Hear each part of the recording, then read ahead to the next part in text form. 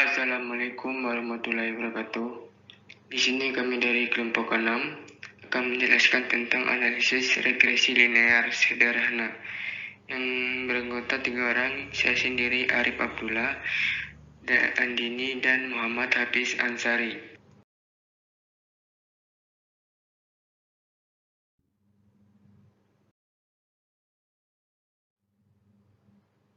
Analisis regresi sederhana bertujuan untuk mengetahui pengaruh dari suatu variabel terhadap variabel lainnya.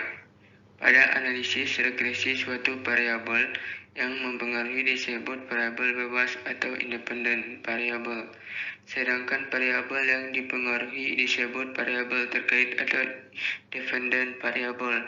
Jika persamaan regresi hanya terdapat satu variabel bebas dengan satu variabel terkait, maka disebut dengan persamaan regresi sederhana. Jika variabel bebas lebih dari satu, maka disebut dengan persamaan regresi berganda.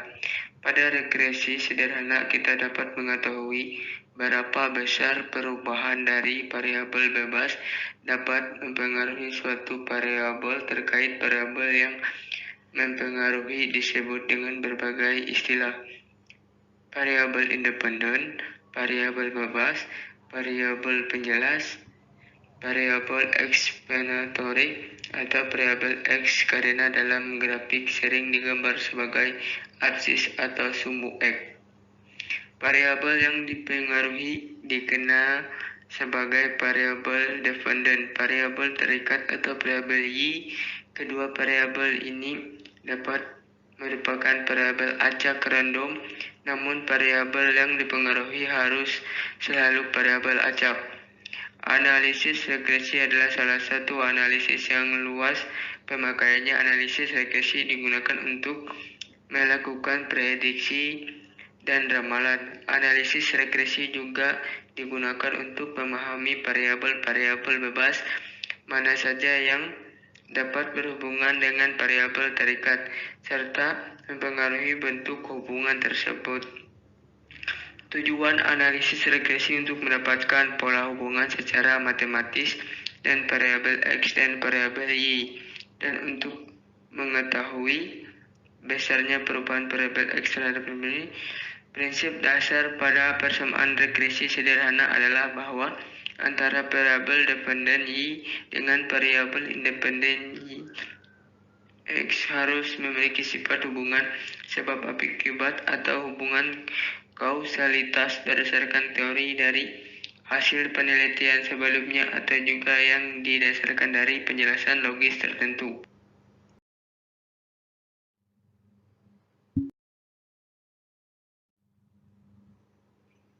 Uji hipotesis untuk koefisien.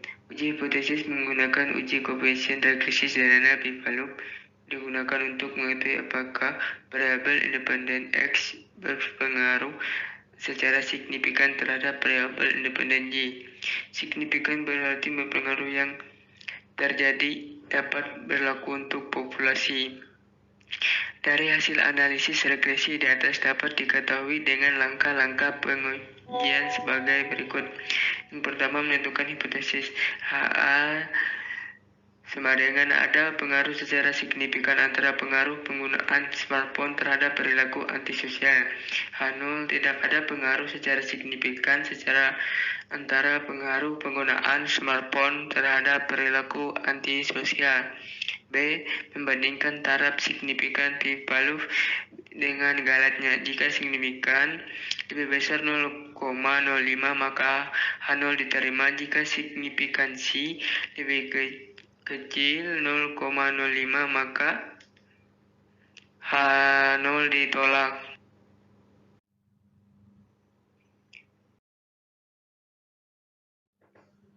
Koefisien determinasi R⁻² adalah suatu indikator yang menggambarkan beberapa banyak variasi yang dijelaskan dalam model. Nilai dari R⁻² dapat dicari dengan menggunakan rumus R⁻² B1 sigma X1 Y plus B2 sigma X2 Y sama dengan Bn sigma xn y per sigma y pangkat 2. Koefisien determinasi atau R2 adalah suatu indikator yang digunakan untuk menggambarkan beberapa banyak variasi yang dijelaskan dalam model. Berdasarkan nilai R2, dapat diketahui tingkat signifikasinya atau kesesuaian hubungan antara variabel bebas dan variabel tak bebas dalam regresi linear. Uji koefisien determinasi atau R2 digunakan untuk mengukur seberapa jauh kemampuan model dalam menerangkan variasi variabel dependen. Koefisien determinasi ini dihitung demi mengetahui sejauh mana kemampuan sejumlah variabel bebas yang ada dalam model persamaan regresi linear berganda secara berbarengan mampu menjelaskan variabel tidak bebasnya. Nilai R2 berada di rentang 0 sampai 1. Nilai dikatakan baik bila di atas angka 0,5. Jadi, data yang tombolasi data yang tertera tadi sebagai data fiktif itu saya copy ke data view yang ada di SPSS, lalu saya tes di data view. Nah, ini adalah hasil dari motivasi belajar dan ini adalah hasil belajar. Nah, untuk mengganti nama variabelnya, kita bisa klik variabel view. Lalu variabel ini ya kita ganti dengan X1 misalnya. Kemudian yang di bawah ini adalah variabel Y. Dengan X1 ini adalah judulnya tadi kan mengenai motivasi belajar ya. Untuk nilai Y atau variabel dependen itu adalah hasil belajar. Nah, di sini kita akan menghilangkan angka desima. Kita tulis dengan angka 0 saja ya. Nah, untuk langkah-langkah pengujian analisis regresi sederhana, langkah yang pertama kita bisa klik analyze ya, menu yang ada di atas sini, klik analyze. Kemudian pilih regression.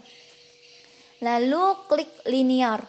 Nah, akan muncul tampilan seperti ini. Nah, bisa dilihat kan variabel motivasi belajar dan hasil belajar ini akan kita masukkan ke pada dependen maupun independen.